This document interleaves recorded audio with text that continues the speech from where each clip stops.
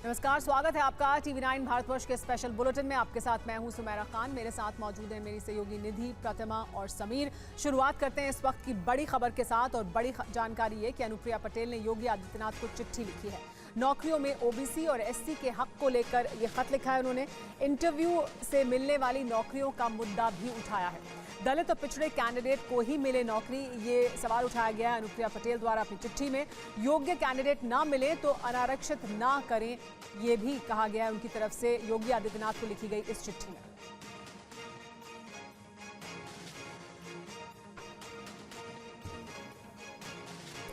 और आपको बताते हैं कि अनुप्रिया पटेल की चिट्ठी में क्या कुछ मौजूद है। SC OBC कोटे वाले पद सामान्य श्रेणी में डाले जा रहे, योग्य OBC SC कैंडिडेट न मिलने पर ऐसा हो रहा है।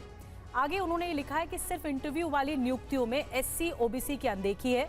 कुछ विश्वविद्यालयों में, कुछ यूनिवर्सिटीज में पद अनारक्षित किए जाने की खबरें हैं। योग्य उम्मीदवार न मिलने पर पद अनारक्षित न किए जाएं। OBC SC वाली पोस्ट उन्हीं को दी जाए। इसके अलावा उन्होंने लिखा है कि हालिया लोकसभा चुनाव में विपक्ष ने भी ये मुद्दा उठाया था और इसलिए वो भी इस मुद्दे को उठा रही हैं। तो अनुप्रिया पटेल की चिट्ठी के कुछ अंश हम आपको बता रहे हैं, लेकिन ये मामला तूल पकड़ रहा है और क्या कुछ बातें इस पे शामिल हैं और ज़्यादा डिटेल में पंकज झा हमारे साथ रोविंग एडिटर जुड़ चुके हैं, वो ज़्यादा जानकारी दे रहे हैं। जी पंकज। देखिए, 2 पन्नों की चिट्ठी अब से कुछ देर पहले केंद्रीय मंत्री अनुप्रिया पटेल ने यूपी के मुख्यमंत्री योगी आदित्यनाथ को लिखी है और 2 पन्नों की चिट्ठी में उन्होंने सिलसिलेवार तरीके से ये बताया है कि किस तरीके से कई जो इंटरव्यू बेस्ड नौकरियां होती हैं, जहां इंटरव्यू देने के आधार पर ही नौकरी मिल जाती है, वहां होता ये है कि OBC और SC ST कोटे से कई बार ये कह दिया जाता है कि कोई योग्य उम्मीदवार नहीं मिला। उन्होंने चिट्ठी में लिखा है नॉट फाउंड सुटेबल। ऐसा कई बार होता भी रहा, पिछले ऐसे कई एग्जाम्पल हैं। और फिर वो जो सीट है वो अनरिजर्व कर दी जाती है, यानी उसमें सामान्य कोटे के भी लोग उसमें नौकरी पा सकते हैं। उन्होंने कहा इसे रोका जाए और ये जो सीट है जो OBC SC ST कोटे के लिए है, उसको इन्हीं जो समाज हैं इसी कोटे के तहत उनको नौकरी दी जाए, ये व्यवस्था की जाए। आपको बताऊं इसके पीछे ये है कि अभी जो यूपी में लोकसभा के चुनाव खत्म हुए उसमें ये आमतौर पर चीज़ें सामने आई कि इस बात से लोग नाराज हैं। और देखिए, जिस तरीके से चुनाव में पिछड़ों का और दलितों का एक बड़ा वोट बैंक जो है BJP का साथ छोड़कर गया, उसी से मुझे लगता है कि अनुप्रिया पटेल जो कि अपना दल पार्टी की अध्यक्ष हैं, वो BJP के सबसे पुराने सहयोगी दलों में से एक हैं। 2014 से ही BJP के साथ में हैं। इन पार्टियों की ये एक तरीके से इस मुद्दे को उठाया है। मुझे लगता है कि दूसरे सहयोगी दल भी इस बात को आगे बढ़ाएंगे कि पिछड़ों और दलितों के जो कोटे की नौकरियां हैं वो सामान्य श्रेणी के लोगों को न दिए जाएं। जी, बहुत बहुत धन्यवाद पंकज ये बताने के लिए, क्योंकि सरकार में सहयोगी है और अनुप्रिया पटेल की तरफ से जो चिट्ठी में बड़ी बातें कही गई हैं वो आपने बताया, शुक्रिया उसका।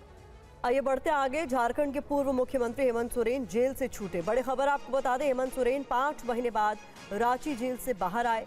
झारखंड हाईकोर्ट से हेमंत सोरेन को जमानत मिली है। जमीन घोटाला मामले में हेमंत सोरेन को जमानत मिली है।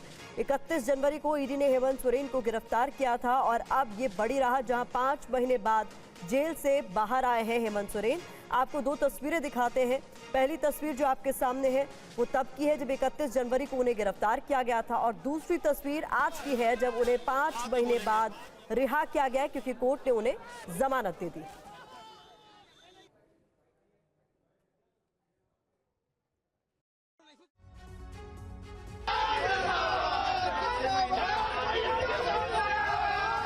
झारखंड हाईकोर्ट से मिली जमानत के बाद राज्य के पूर्व मुख्यमंत्री हेमंत सोरेन बिरसा मुंडा जेल से रिहा हो गए हैं। जेल से आजाद होने के बाद उन्होंने हाथ हिलाकर लोगों का अभिवादन स्वीकार किया। कोर्ट ने हेमंत सोरेन को भूमि घोटाले से जुड़े मनी लॉन्ड्रिंग मामले में जमानत दे दी। झारखंड हाईकोर्ट में हेमंत सोरेन की याचिका पर 13 जून को आखिरी बार सुनवाई हुई थी। दोनों पक्षों की दलीलें सुनने के बाद जस्टिस रंगन मुखोपाध्याय ने फैसला सुरक्षित रख लिया था। सुनवाई के दौरान कोर्ट ने कहा कि प्रथम दृष्टया वो दोषी नहीं है। वहीं पति को जमानत मिलने के बाद उनकी पत्नी कल्पना सोरेन ने सहयोग के लिए सबका शुक्रिया अदा किया। रांची के बड़गाई इलाके में जमीन की हेराफेरी मामले में ईडी ने पूर्व मुख्यमंत्री हेमंत सोरेन को 31 जनवरी को गिरफ्तार किया था।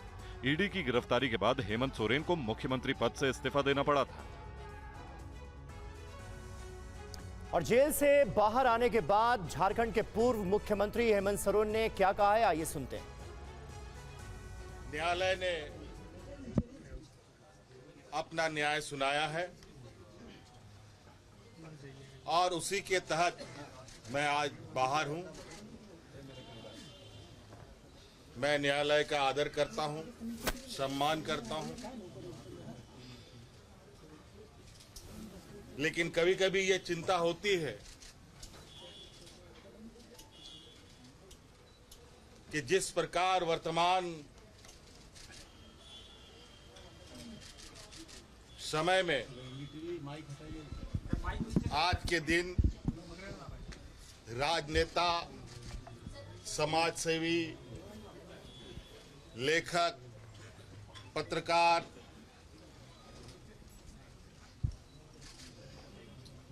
जैसे लोग बड़े सुनियोजित तरीके से उनकी आवाजों को बंद करने का प्रयास किया जा रहा है। और अब बात आज संसद में क्या कुछ हुआ उससे जुड़ी हुई। लोकसभा में माइक बंद करने पर राहुल गांधी ने एक्स पर पोस्ट किया है। पेपर लीक मुद्दे पर बहस करना चाहता है विपक्ष, कहा है राहुल गांधी ने। हमें संसद में बहस की अनुमति नहीं दी गई। प्रधानमंत्री से मुद्दे पर बहस करने की मैं अपील करता हूं। पीएम छात्रों को सम्मान दे जिसके वो हकदार हैं, कहा है राहुल गांधी ने सोशल मीडिया पर पोस्ट करते हुए।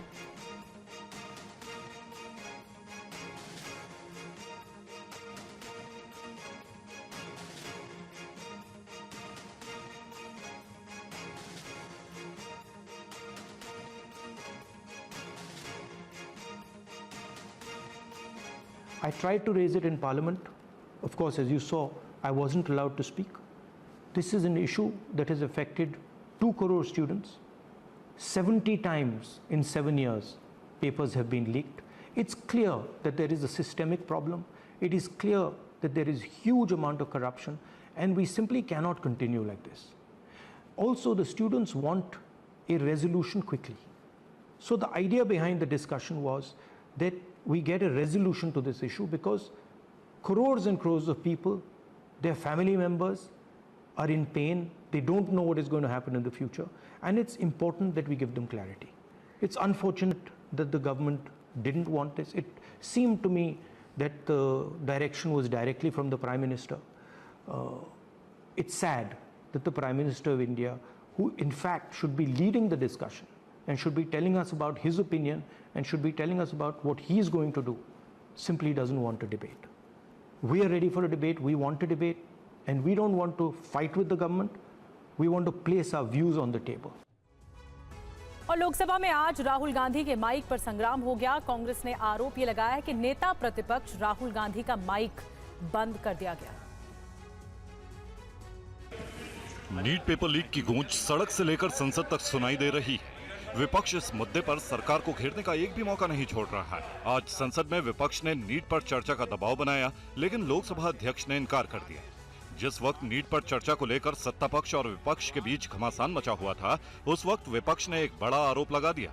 नेता प्रतिपक्ष राहुल गांधी समेत विपक्षी सांसदों ने कहा कि माइक बंद किया गया है। विपक्ष के आरोप लगाते ही लोकसभा स्पीकर ओम बिरला ने तुरंत जवाब दिया। माइक मैं बंद नहीं करता हूं, पूर्व में भी आपको व्यवस्था दी थी, यहाँ कोई बटन नहीं होता। सर माइक तो दे दीजिए। मैं आपको पूर्व में बता चुका हूं कि आप विषय राष्ट्रपति भाषण में रखें। अभी आपका नहीं सर, कोई हम रिकॉर्ड में नहीं जाएगा, इसलिए मेरा आग्रह है। स्पीकर ओम बिरला साफ कह रहे हैं कि वो माइक बंद नहीं करते हैं। उनके पास कोई बटन नहीं है। वो राष्ट्रपति के अभिभाषण पर चर्चा के लिए कह रहे थे, लेकिन विपक्ष नीट पर चर्चा के लिए अड़ा हुआ था। लेकिन कांग्रेस आरोप लगा रही है कि इस बहस के दौरान माइक बंद कर दिया गया था। संसद में राहुल गांधी और स्पीकर ओम बिरला के बीच क्या हुआ था, ये भी सुनो। कि आप प्रतिपक्ष के नेता हैं, आप संसदीय मर्यादाओं का पालन करेंगे, ऐसी मेरी अपेक्षा आपसे।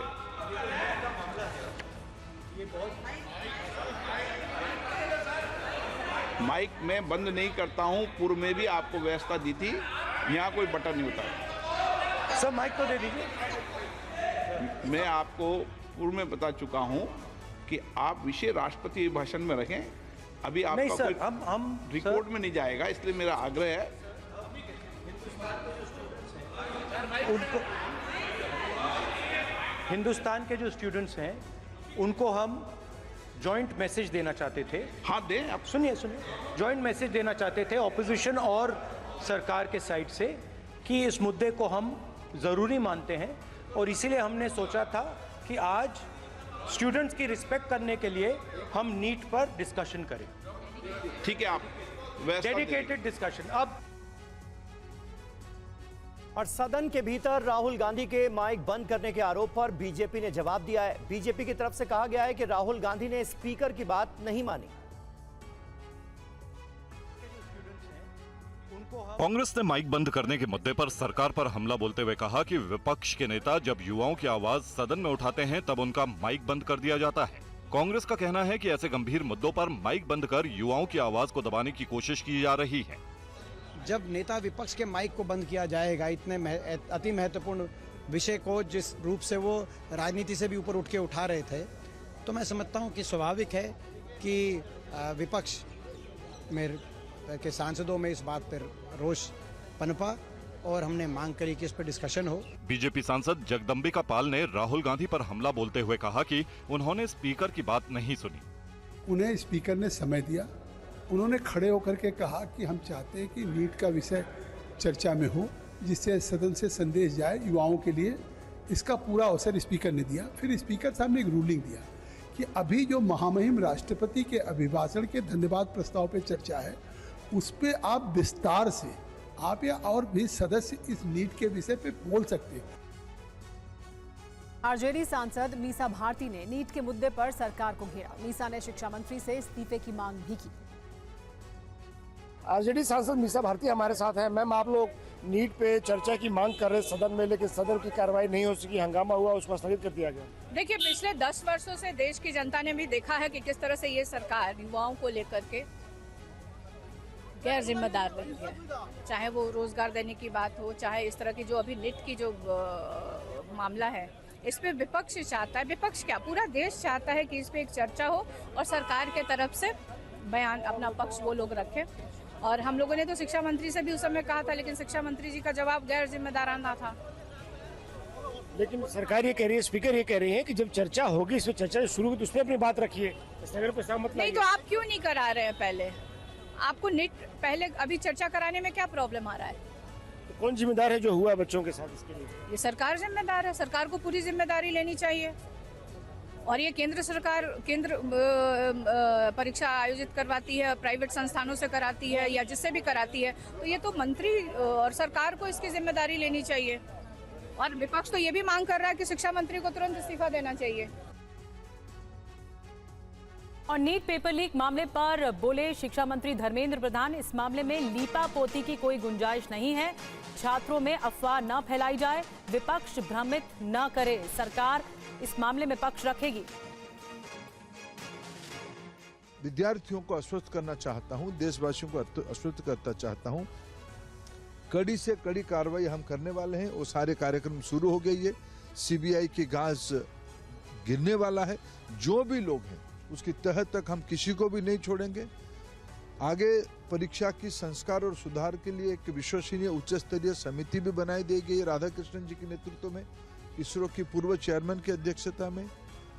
जो परीक्षाओं की विसंगति आई है, जल्द ही उन लोगों की उस सारे परीक्षा की डेट भी एनटीए घोषित कर देगा। हम कोई भी कुछ विषय न्यायालय की संज्ञान में है, उसको भी ध्यान में रखना पड़ेगा। सरकार विद्यार्थियों को, अभिभावकों को आश्वस्त करना चाहती है कि हम आपके प्रति पूरा दायित्ववान हैं, हम संवेदनशीलता के साथ सारा विषय को देख रहे हैं। मैं प्रतिपक्ष को भी निवेदन करता हूं, आप राजनीति से बाहर आके आप चर्चा में आइए। नीट पेपर लीक पर बड़ा खुलासा हुआ है। मुंबई में चल रहा था फर्जी काउंसलिंग सेंटर। जानकारी के मुताबिक काउंसलिंग सेंटर का जो मालिक है वो फरार बताया जा रहा है। मालिक ने अपना झूठा नाम आदित्य देशमुख बताया। स्टाफ से भी असली नाम छिपाने को कहा था। इस काउंसलिंग सेंटर को चलाने वाले कथित आदित्य देशमुख नाम का शख्स जो है वो फरार है और इस काउंसलिंग सेंटर में काम करने वाले जो लोग हैं वो परेशान है। 60 लोगों की पूरी टीम है जो इस काउंसलिंग सेंटर में काम करते थे, और जब ये सुबह दफ्तर पहुंचे हैं यहाँ पर शुक्रवार को, तो यहाँ पर उनके मालिक मौजूद नहीं थे। इन लोगों को गुरुवार को ये कहा गया था कि दरअसल यहाँ पर रिनोवेशन का काम किया जाएगा, आप लोग ऑफिस मत आइए। शुक्रवार को जब पहुंचे तो यहाँ पर कोई भी नहीं था। यहाँ पे रेनोवेशन करने जा रहे हैं करके हमें मना किया और बोले 2 दिन आपको आना है नहीं यहाँ पे, क्योंकि रेनोवेशन चल रहा है। गड़बड़ तो है, उनको बहुत नॉलेज था नीट के बारे में, एमबीबीएस के बारे में, कॉलेजेस के बारे में, सीट्स के बारे में पूरा नॉलेज था उनको। इमीडिएटली हमको वैकेट कराया गया यहाँ से। उसके बाद 2 दिन के बाद पता चल रहा है हम ऑफिस आ रहे हैं तो ऑफिस में कुछ भी नहीं है। उस तरह से तो ऐसा लग ही रहा है कि कुछ तो डाउट है, मतलब कुछ तो चल रहा है या कुछ तो चल रहा था जो हमको नहीं पता। जिस डे 1 से उस बंदे ने अपना नाम सही बताया ही नहीं है। और गुजरात के पंचमहल की गोधरा कोर्ट में आज नीट मामले के 4 आरोपियों को पेश किया गया। कोर्ट इनकी रिमांड को लेकर कल फैसला सुनाएगा।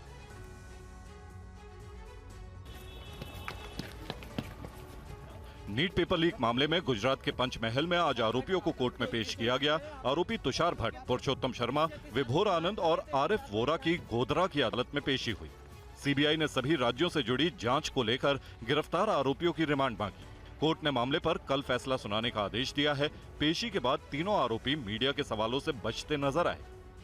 दोनों पक्षों की दलील सुनने के बाद अपना ऑर्डर कल तक मुलतवी किया है। और एक बात बहुत अच्छी आज से सामने आई थी कि 2 जो एक्यूज है आनंद विभोर और तुषार भट्ट, उनके वकीलों ने नामदार कोर्ट को फेयरली ऐसा बोला है कि सर हमको कस्टडी में दीजिए, हमको कोई वादा नहीं। यहाँ गुजरात पुलिस ने भी कहा है कि नो पेपर लीक का तो ये मामला है नहीं, और ये जो प्रकरण चल रहा है वो दूसरे राज्यों से अलग है, दूसरे राज्यों से बहुत अलग है। लास्ट में क्या हुआ अंतिम? लास्ट में कल वो उसका फैसला है whether the remand is granted और नॉट। फिलहाल सभी आरोपी न्यायिक हिरासत में गोधरा जेल में बंद हैं। नीट पेपर लीक मामले में सीबीआई मनीष और आशुतोष को रिमांड में लेने की तैयारी में है। सीबीआई ने इन दोनों को गिरफ्तार किया था। पेपर लीक मामले में सीबीआई लगातार छापेमारी कर रही है। इस मामले से जुड़े लोगों से पूछताछ कर रही है। आरोपियों की पूछताछ में मिले सुराग के आधार पर और भी गिरफ्तारियां हो रही हैं। सीबीआई ने 2 और आरोपियों को गिरफ्तार किया है। मनीष प्रकाश और आशुतोष को गिरफ्तार किया है। इन दोनों की गिरफ्तारी से सीबीआई को कई और सबूत मिल सकते हैं। सीबीआई अब इन दोनों को रिमांड पर लेकर पूछताछ करने की तैयारी में है। इन दोनों आरोपियों के संबंध संजीव मुखिया से हैं। मनीष और आशुतोष ने पटना के एक प्ले स्कूल में कैंडिडेट्स को नीट परीक्षा के पेपर उपलब्ध कराए थे। ये दोनों अभ्यर्थियों के साथ काफी देर तक मौजूद रहे थे और आंसर पेपर रटवाने में मदद की थी। आशुतोष जहां पर अभ्यर्थियों को ठहराया गया था, जिस स्कूल में अभ्यर्थियों को आंसर रटवाए गए थे, उस स्कूल का संचालक है। वो सेफ हाउस के ऊपर ही किराए पर रहता भी था। जिस सीबीआई की गिरफ्त में दूसरा आरोपी मनीष की भूमिका भी पेपर लीक में काफी अहम है। मनीष पर आरोप है कि वो चिंटू के साथ मिलकर अभ्यर्थियों को सेफ हाउस तक उसने पहुंचाया था। और सीबीआई की टीम ने ओएसएस स्कूल के प्रिंसिपल एहसान उल हक से पूछताछ की है। सीबीआई अब उन्हें लेकर रांची लेकर पहुंच रही है। पिछले 3 दिनों से सीबीआई की टीम हजारीबाग में नीट पेपर लीक मामले की जांच कर रही है। ओएसएस स्कूल में जांच के बाद प्रिंसिपल एहसान उल हक को हिरासत में लेकर सीबीआई ने पूछताछ की है। अब सीबीआई की टीम एहसान उल हक को रांची लेकर गई है। नीट पेपर लीक मामले को लेकर के जिस दिन से खुलासा हुआ है कि पेपर लीक हुआ है, उसके बाद से ही ओएसएस स्कूल शक के दायरे पे रहा है। और सीबीआई जब जांच करनी शुरू की है, उसके बाद से ही यहाँ के जो प्रिंसिपल है उसे अपने साथ रखी हुई थी। पिछले 3 दिनों से 3 रात तक सीबीआई ने प्रिंसिपल एहसान उल हक के साथ पूछताछ की और विभिन्न पहलुओं पर जांच की। आखिरकार आज सीबीआई की टीम ने एहसान उल हक को अपने साथ रांची की ओर ले गई। कहा यह जा रहा है कि एहसान उल हक का पेपर लीक मामले में नाम आ सकता है। दरअसल नीट पेपर लीक मामले की जांच के दौरान बिहार पुलिस को गिरफ्तार अभ्यर्थियों के घर से अधजले कागजात मिले थे। उसके बाद ईओयू ने इन जले हुए कागजात का मिलान किया था, जिसमें अधजले कागजात में 68 प्रश्न हूबहू पाए गए। ये प्रश्न पत्र हजारीबाग के ओएसएस स्कूल के बुकलेट से मेल खाते हैं। तभी से जांच एजेंसियों की नजर इस स्कूल पर थी। नीट पेपर लीक मामले में सीबीआई का एक्शन। राजस्थान के झालावाड़ से जुड़े नीट पेपर लीक के तार झालावाड़ मेडिकल कॉलेज के 10 छात्रों से इस बाबत पूछताछ की गई है। सीबीआई ने छात्र छात्राओं से पूछताछ की।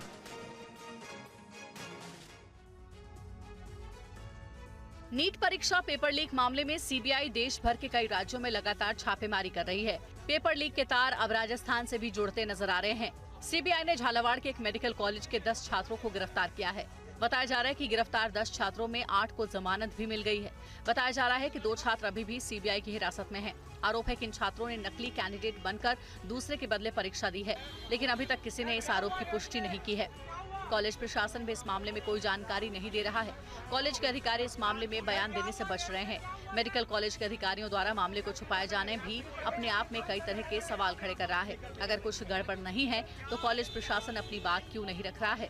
नीट यूजी परीक्षा में फर्जीवाड़े के मामले में देश भर में कई जगहों पर मुकदमे दर्ज हुए हैं, जिन पर अलग अलग राज्यों में मुकदमे दर्ज हैं। नीट पेपर लीक के बाद पूरे देश में हंगामे के बाद सुप्रीम कोर्ट के निर्देश पर सीबीआई मामले की जाँच में जुटी हुई है।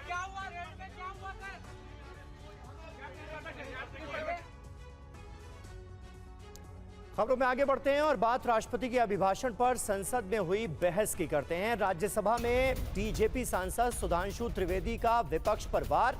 हर मुद्दे पर स्टैंड बदलता है विपक्ष। हमने अपना स्टैंड कभी नहीं बदला, नियत नीति निष्ठा का चुनाव लड़े, ये कहा सुधांशु त्रिवेदी। राष्ट्रपति महोदया ने प्रथम 3 बिंदुओं में इस बात का उल्लेख किया कि एक नई सरकार और नई लोकसभा का गठन हुआ है, और ये इसलिए अधिक महत्वपूर्ण है क्योंकि ये भारत के अमृत काल की पहली लोकसभा है। जवाब दो। भारत की नई संसद बनने के बाद की यह पहली लोकसभा है। यहां मैं स्पष्ट करना चाहूंगा कि नीति, नियत और निष्ठा हमारी पार्टी और हमारी सरकार ने वो उदाहरण प्रस्तुत किए हैं कि अपनी स्थापना 1951 से लेकर आज तक इन 73 वर्षों में हमने न अपनी कोई नीति बदली है न निष्ठा बदली है। हमारा एक भी आइडियोलॉजिकल मुद्दा ऐसा नहीं है इन 73 वर्षों में जिसमें हमने अपना स्टैंड चेंज किया हो। और दूसरी तरफ हमारे जो विपक्षी दल हैं उनका एक भी ऐसा आइडियोलॉजिकल मुद्दा नहीं है जिस पे उन्होंने स्टैंड चेंज न किया हो। राष्ट्रपति के अभिभाषण पर धन्यवाद प्रस्ताव पर चर्चा के बीच आज राज्यसभा में जमकर हंगामा हुआ। कार्रवाई के दौरान सभापति जगदीप धनखड़ विपक्ष के नेता मल्लिकार्जुन खड़गे से नाराज हो गए। खड़गे ने कहा कि सदन में मेरा अपमान हुआ है।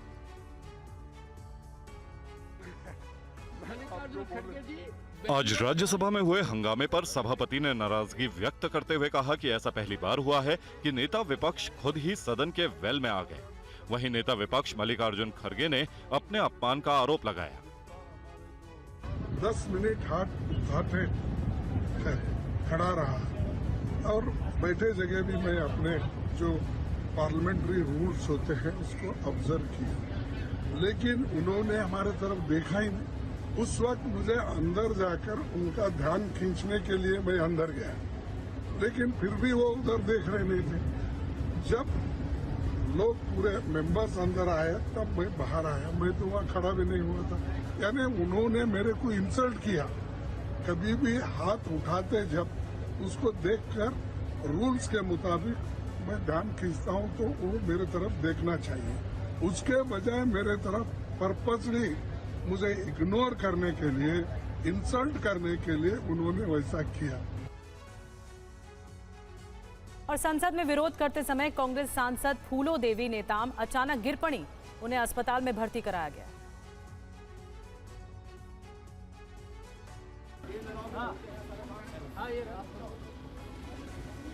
संसद भवन के बाहर उस वक्त अफरा तफरी देखने को मिली जब राज्यसभा सांसद फूलो देवी नेताम को अस्पताल ले जाने के लिए एम्बुलेंस पहुंची।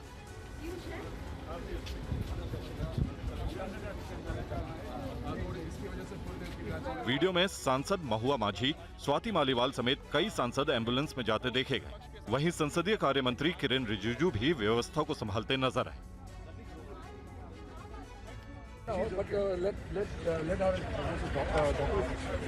कांग्रेस सांसद इमरान प्रतापगढ़ी के मुताबिक फूलो देवी नेताम समेत विपक्ष के सांसद नीट पेपर लीक को लेकर प्रदर्शन कर रहे थे, तभी उनकी तबीयत बिगड़ गई। प्रतापगढ़ी ने एम्बुलेंस देरी से पहुंचने की शिकायत भी की। पार्लियामेंट में एम्बुलेंस आने में देर। इमरान भाई हुआ क्या है? बेहोश होकर के गिर गई। फूलो देवी नेताम जी हैं जो छत्तीसगढ़ से हमारी राज्यसभा की सांसद वेल के अंदर, सदन के अंदर हाउस चल रहा है। नीट पर हम लोग प्रोटेस्ट कर रहे थे, नीट के मुद्दे पर। राजधानी दिल्ली पहली ही बारिश में पानी पानी हो गई। बारिश के बाद हालात बिगड़ गए। सड़कों पर जगह जगह पानी भरा हुआ नजर आया, गाड़ियां डूबी हुई नजर आई, कई अंडरपास में भी पानी भर गया। अब हर तरफ जब अफरा तफरी का माहौल देखा गया तो आनन फानन में बैठकों का दौर शुरू हो गया। एक तरफ उपराज्यपाल वीके सक्सेना बैठक कर रहे हैं तो दूसरी तरफ दिल्ली सरकार मीटिंग्स पर मीटिंग कर रही है, लेकिन धरातल पर लोगों को सिर्फ और सिर्फ परेशानी का सामना करना पड़ रहा है। और दिल्ली में जलभराव पर एलजी की high level meeting, emergency control room बनाने के निर्देश दिए गए हैं दिल्ली के एलजी की तरफ से। एलजी ने सभी अधिकारियों की छुट्टियां भी रद्द कर दी हैं। फील्ड स्टाफ को तैनात करने का निर्देश जगह जगह दिया गया है।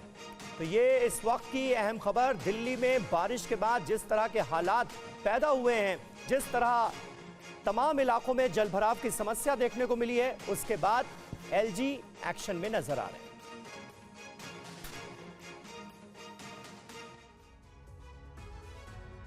दिल्ली में 124 साल बाद आज बारिश ने रिकॉर्ड तोड़ दिया। आज करीब 228 मिलीमीटर बारिश दर्ज की गई। कई जगहों पर जलभराव को लेकर दिल्ली सचिवालय में भी इमरजेंसी मीटिंग बुलाई गई। मॉनसून की पहली बारिश में ही दिल्ली पानी पानी हो गई।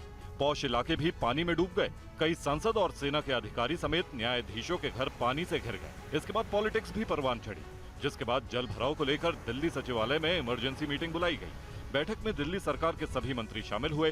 जरूरी दिशा निर्देश के लिए बैठक में सभी अधिकारियों को भी तलब किया गया। डिप्टी कमिश्नर्स ने, दिल्ली जल बोर्ड ने आइडेंटिफाइज कर लिए कि वो ऐसे पॉइंट्स कि जहां पर वाटर लॉगिंग की सबसे ज्यादा समस्या आती है।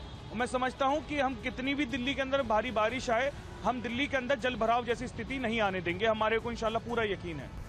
इससे पहले दिल्ली के मिंटो रोड की सुबह की ये तस्वीर देखिए, जब अंडरपास में पानी भरा था, जिसके चलते यात्रियों को काफी मुश्किलों का सामना करना पड़ा।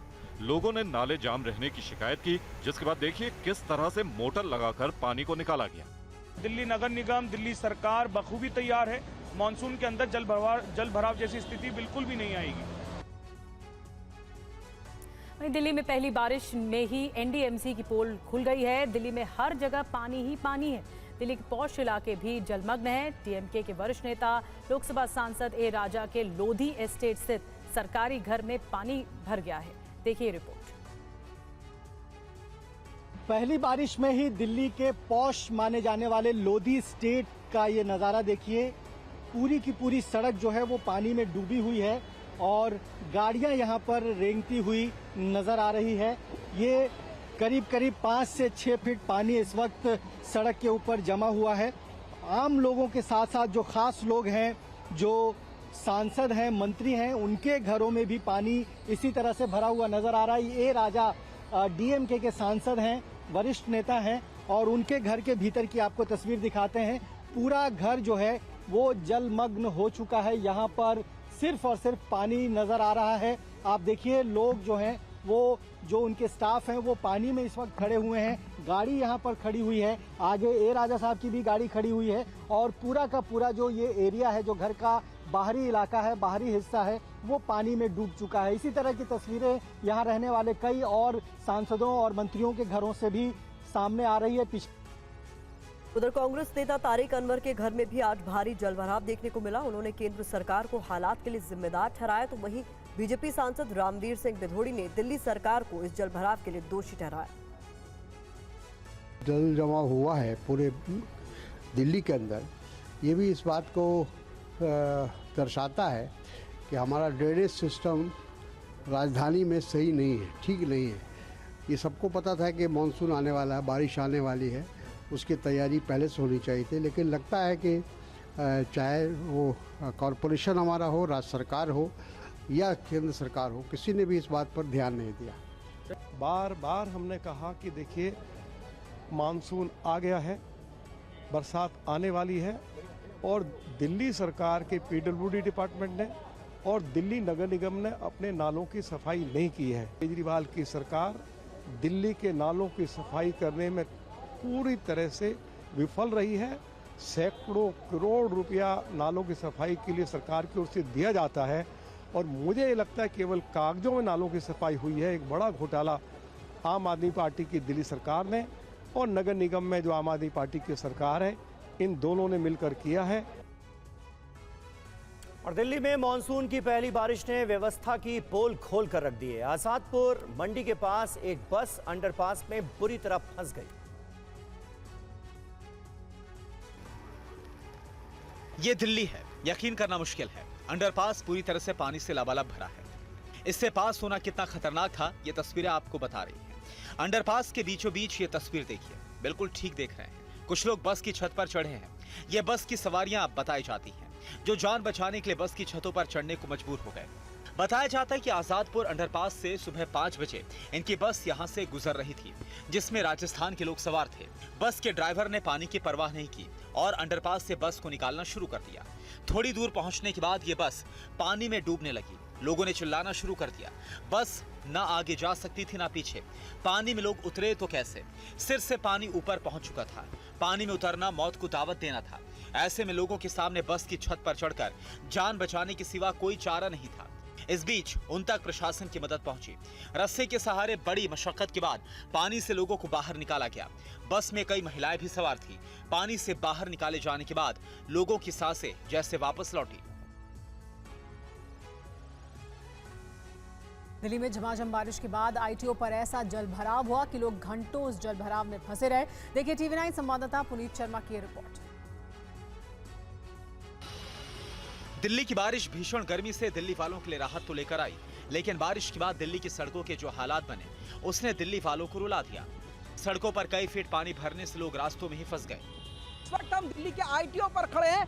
ये रास्ता हनुमान मंदिर की ओर फिरोज शाह रोड और मंडी हाउस की तरफ जाता है और यहाँ पर आप देखेंगे तकरीबन 4 फीट तक का पानी भरा हुआ है। गाड़ियां जो हैं, ऑटो जो है, वो आधे से ज्यादा डूब चुके हैं और इस रास्ते को पूरी तरीके से बंद कर दिया गया है। कोई भी गाड़ी अब इधर आ नहीं पा रही है। ये रास्ता अब बंद कर दिया गया है। आप देख सकते हैं कि इसके दूसरी तरफ जो रास्ता है, यहाँ पर भी रास्ता बंद होने की वजह से अब जो गाड़ियां हैं वो पूरी तरीके से फंस गई और लंबा ट्रैफिक जाम अब देखने को मिल रहा है।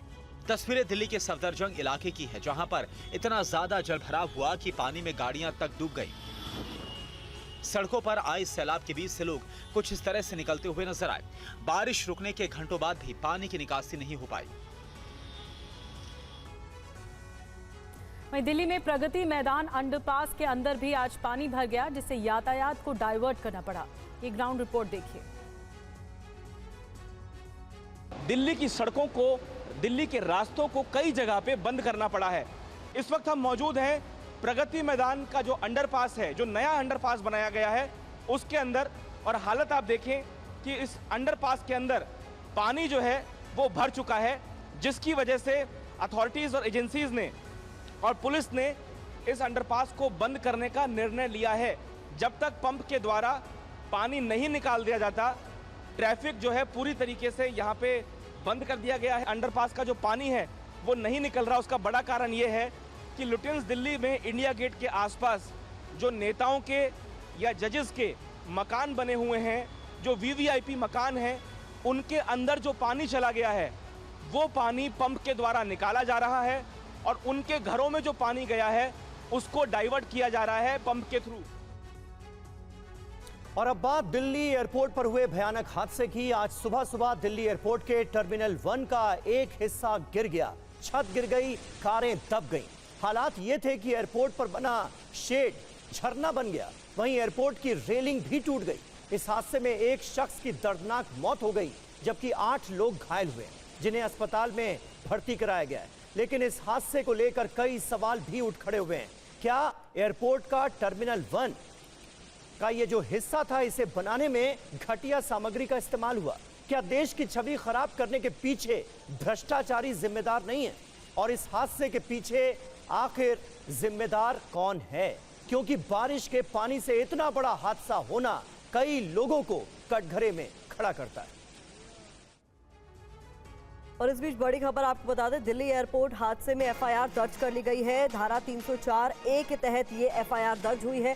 आईपीसी की धारा 337 के तहत भी केस दर्ज किया गया है। इस हादसे में एक शख्स की मौत हुई है, 8 लोगों को बताया जा रहा है घायल है और उनका अस्पताल में इलाज चल रहा है। तो इस पूरे मामले में अब एफआईआर दर्ज कर ली गई।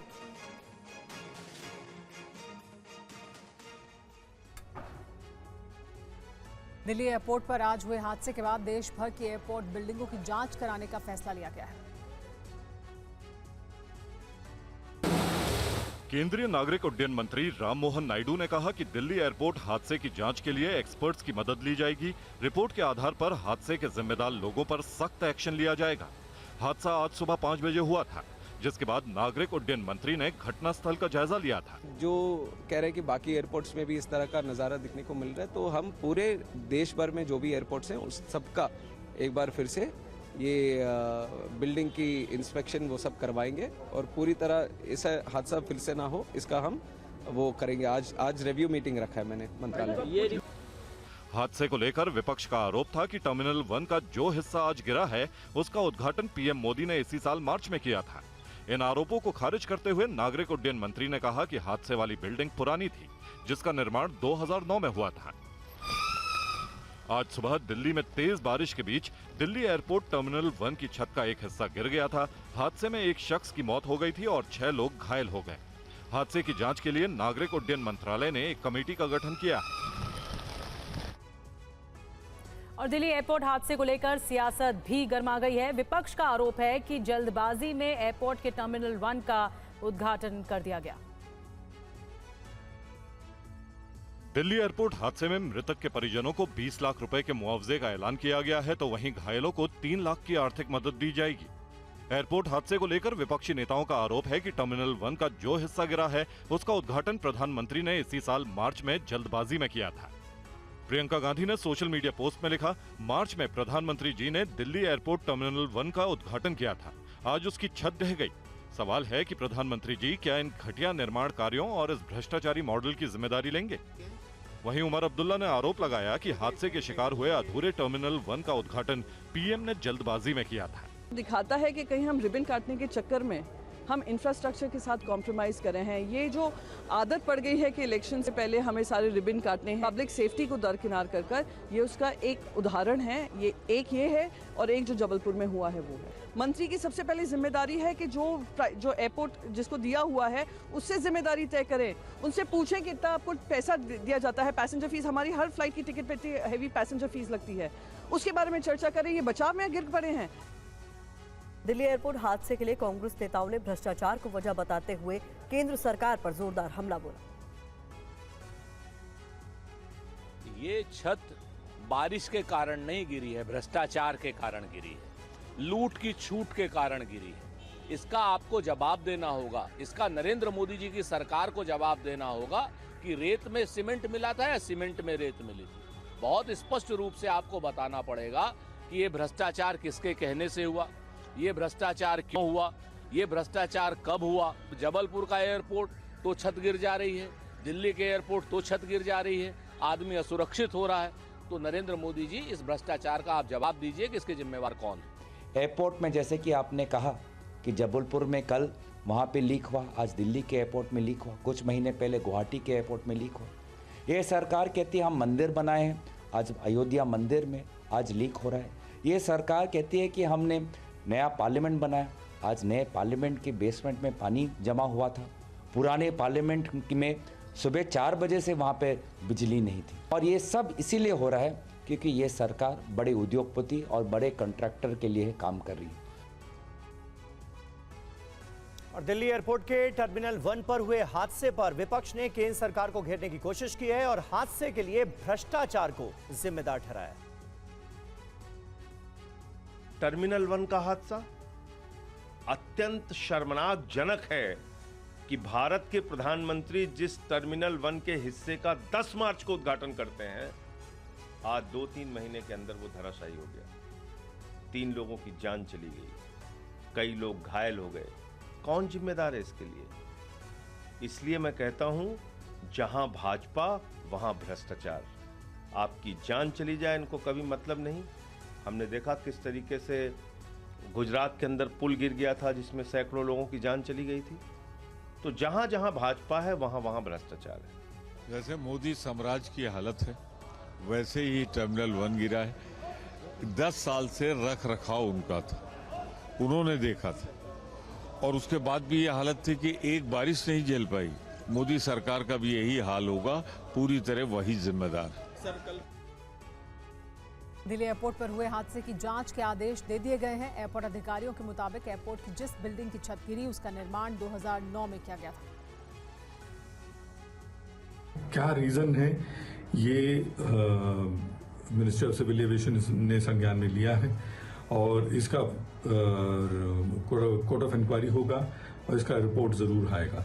लेकिन जहाँ तक प्राइमा फेसी जो मैं देख रहा हूँ, जहाँ ये इतना जल्दी गिरना, अगर मटेरियल अच्छा यूज हुआ होगा तो इतना जल्दी गिरने की संभावना बहुत कम है। इसी बात पे एक और बात जोड़ूंगा मैं, ऐसी बात नहीं है कि कहीं किसी और एयरपोर्ट में भी कभी हुआ नहीं है। चांगी एयरपोर्ट मुझे याद है, सिंगापुर चांगी एयरपोर्ट, वहाँ पे भी छत कोलैप्स हुआ था। एक बार पेरिस के जो एयरपोर्ट हैं वहाँ पे भी छत कोलैप्स हुए थे। तो जो बड़े बड़े इमारतें हैं जिसके कंस्ट्रक्शन में पिलर के इस्तेमाल कम और इंजीनियरिंग के इस्तेमाल ज़्यादा हुआ है, वहाँ इसका पॉसिबिलिटी ज़रूर है। तो मिनिस्ट्री ऑफ सिविल एविएशन इसके तय तक जाएगा और हमें जल्द से जल्द पता लग जाएगा। और मानसून की दस्तक के साथ हिमाचल प्रदेश में हादसों का सिलसिला भी शुरू हो गया है। कहां हुआ है हादसा, 60 सेकंड में देखिए पूरी खबर। शिमला में बरसात की पहली बारिश के बाद तबाही का यह खौफनाक मंजर देखने को मिला, जहां चमियाना शुराला सड़क पर लैंडस्लाइड की वजह से 3 गाड़ियां मलबे में दब गईं। भारी बारिश के बीच लैंडस्लाइड से जनता की परेशानी बढ़ गई। पहाड़ का मलबा सड़क पर आने से रास्ता बंद हो गया। अब शुराला रोड पर यातायात पूरी तरह से बंद है। लोग पैदल ही यहां से आवाजाही को मजबूर हैं। स्थानीय लोग खुद ही सड़क पर गिरे मलबे को हटाकर रास्ता बहाल करने की कोशिश करते नजर आए। सड़क बंद होने से स्कूल जाने वाले बच्चों को सबसे ज्यादा परेशानी झेलनी पड़ी। हिमाचल में मानसून दस्तक दे चुका है। राजधानी शिमला में बीती रात जमकर बारिश हुई। करीब 2 घंटे की तेज बारिश के बाद हालात क्या है ये आपके सामने है। एक दिन पहले ही हिमाचल के सिरमौर में लैंडस्लाइड की घटना सामने आई थी। यहां नेशनल हाईवे 707 को लैंडस्लाइड की वजह से बंद कर दिया गया और 100 गांवों का संपर्क टूटा। पांवटा, नाहन और अन्य राज्यों से कट गया था। फिलहाल लोगों से अपील की जा रही है कि बारिश का अलर्ट देकर घर से बाहर जाने का प्लान बनाएं। अब आपको राजस्थान के सिरोही से आई एक तस्वीर दिखाते हैं, जहां नदी में एक ट्रैक्टर समा गया। ट्रैक्टर के ड्राइवर ने किसी तरह अपनी जान बचाई। ऐसी लापरवाही जिंदगी पर कभी भी भारी पड़ सकती है। खतरे को देखते हुए जानबूझकर लापरवाही करना मुसीबत का सबब बन सकता है। यह नजारा राजस्थान के सिरोही का है, जहां पर तेज बहाव के बावजूद ट्रैक्टर चालक ने जोखिम लेते हुए आगे निकलने की कोशिश की। आप देख सकते हैं कि एक साथ कई ट्रैक्टर चालक तेज बहाव के बावजूद नदी पार करने की कोशिश कर रहे हैं। थोड़ी देर आगे बढ़ने के बाद ही ड्राइवर का संतुलन बिगड़ गया। तेज बहाव में ट्रैक्टर नदी में गिर गया, लेकिन ट्रैक्टर चालक और उसके साथी ने वक्त रहते कूदकर अपनी जान बचाई, जिससे एक बड़ा हादसा टल गया। जिस समय यह हादसा हुआ उस समय नदी के दोनों तरफ काफी संख्या में लोग मौजूद थे। सिरोही में अचानक हुई बारिश के बाद नदी में पानी का बहाव शुरू हो गया। इस दौरान कई ट्रैक्टर एक साथ अजमेर डिपो से रवाना होकर भीनमाल की तरफ जा रहे थे। तभी सिरोही के पास एक गांव में तेज बहाव पानी को पार करने की कोशिश में ट्रैक्टर नदी में जा गिरा। बाद में काफी मशक्कत के बाद ट्रैक्टर को निकाला गया, लेकिन सवाल है कि जब खतरा सामने दिखाई दे रहा था तब जोखिम लेने की क्या जरूरत थी।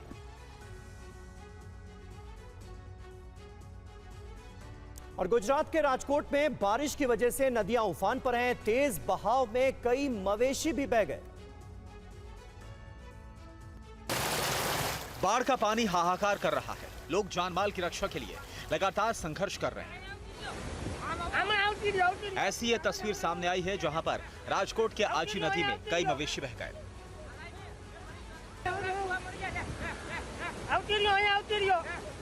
बहकर आते हुए मवेशियों में ज्यादातर भैंसे हैं। उन्हें बचाने की कोशिश करते लोग दिखे, लेकिन पानी का बहाव इतना तेज है कि वो हाथ नहीं आ रही।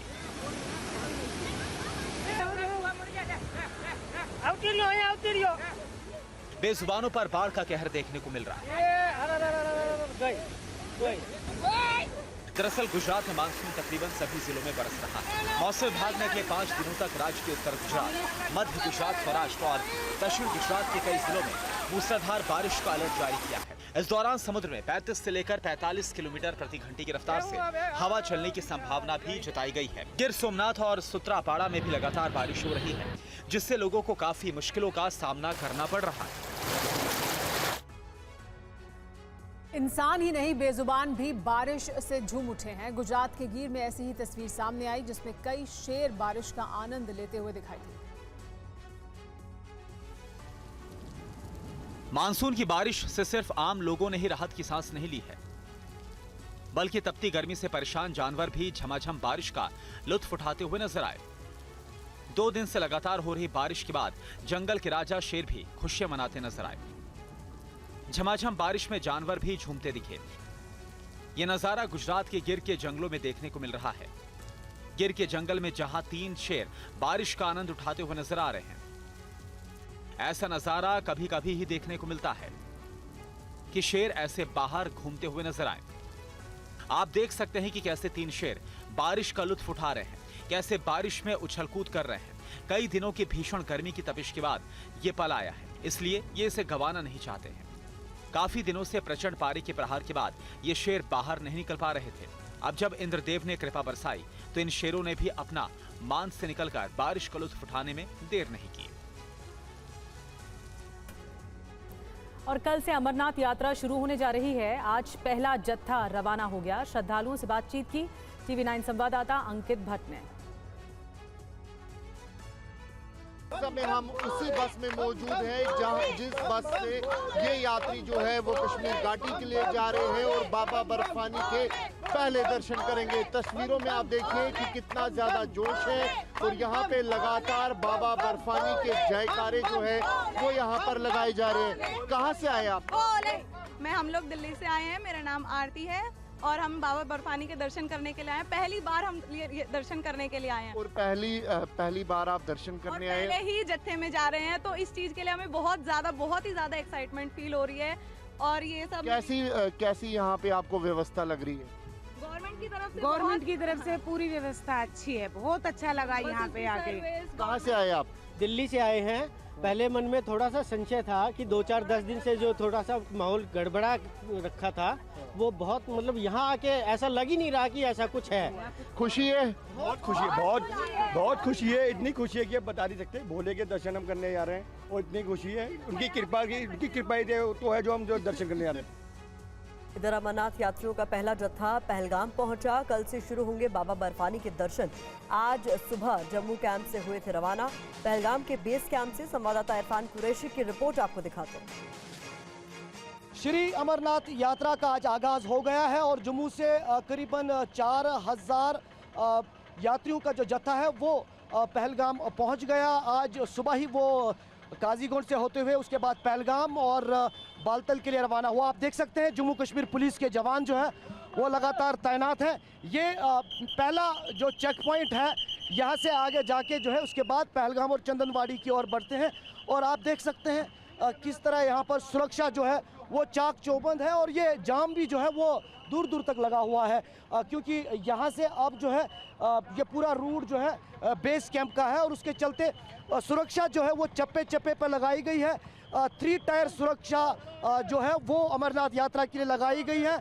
और जम्मू कश्मीर पुलिस के जवान लगातार राष्ट्रीय राजमार्ग से लेकर पहलगाम तक तैनात है और कई दिनों से लगातार ये सुरक्षा का जो ड्रिल है उसका भी हमने तस्वीरें देखी और लगातार मॉक ड्रिल्स जो है एक के बाद एक देखने को मिली।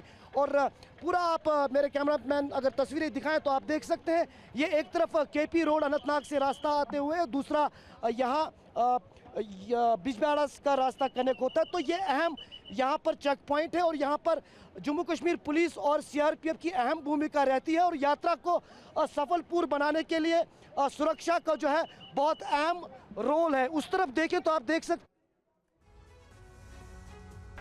और हमारे संवाददाता इरफान कुरैशी ने कुछ श्रद्धालुओं से बात की है, जरा सुनते हैं। हम सभी यात्री जैसे कपल के अंदर 7 कपल लगभग हम राजस्थान से आए हैं, गुजरात बॉर्डर से। अच्छा। बाबा बर्फानी के दर्शन करने के लिए यहाँ पे पधारे हुए हैं। आज यहाँ पहलगाम रुकेंगे और कल हम अभी बेस कैंप जा रहे हैं और वहाँ से हमारा कार्ड बनवा के और कल यात्रा की शुरुआत करेंगे। अच्छा, अभी आप लोगों ने कार्ड नहीं बनवाया? नहीं, हमारा रजिस्ट्रेशन हो गया है। सिर्फ कार्ड हम वहाँ पे रेलवे स्टेशन बना रहे थे, लेकिन जल्दी थी तो हम यहाँ पे नुमान बेस कैंप पे बनवाएंगे। तो साफ तौर पर जो मैं तो फिलहाल वक्त हो गया एक ब्रेक का। बने रहिए TV9 भारतवर्ष के साथ।